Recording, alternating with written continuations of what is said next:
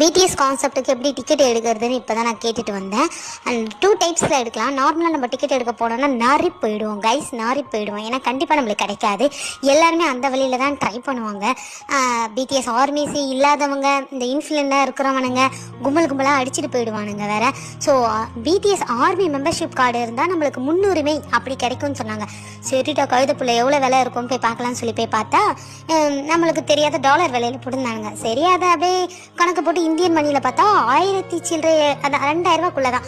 ஒன்று 1500 ஒன்று வருது. அது வந்து 66 டேஸ் மட்டும் தான் ஒர்த்தாக இருக்கும்.